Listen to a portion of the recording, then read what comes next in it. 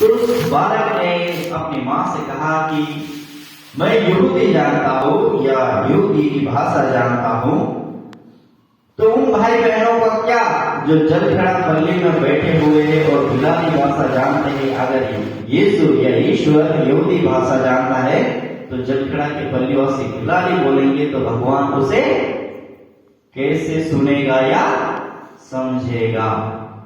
तो उसकी मां ने कहा नहीं, भगवान समझ जाता है।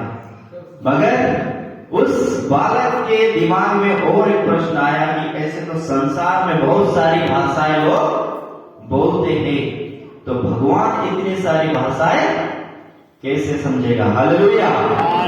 तो भगवान इतनी सारी भाषाएं कैसे सुन पाएगा या समझ पाएगा।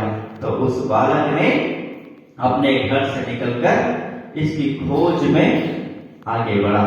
एक गांव गया, गांव के कुछ अज्ञानी लोगों से मिला, शिक्षकों से मिला, सबसे बातचीत की, सबसे यही प्रश्न पूछा। सबने अपनी अपनी भाषा के बारे में कहा कि नहीं, ईश्वर हमारी भाषा जानता है।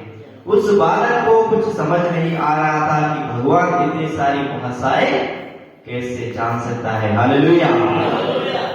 जैसे ही वो बालक लड़खड़ाया, लोगों ने कहा वो ईश्वर क्या बोलता है, बिलाली बोलता है।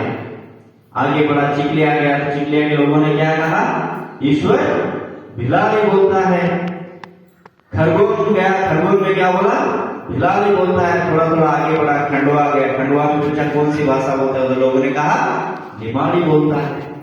वो बालक इधर उधर घूम के अपने देश वापस गया, थका हारा, बिना कुछ उत्तर लिए, बहुत थक चुका था, उसे विश्राम की जरूरत थी। जैसे वो एक पहाड़ी के पास जाके बैठा, उसने देखा कि कुछ लोग दुखी होकर उस पहाड़ी से बच जा रहा है। कुछ बकरियां चराने वाले भी आसपास, बकरी वालों से पूछा कि क्या हो रहा है। तो उसने कहा कि अभी अभी एक भले मनुष्य को इस क्रूस पर टांग कर लोग जा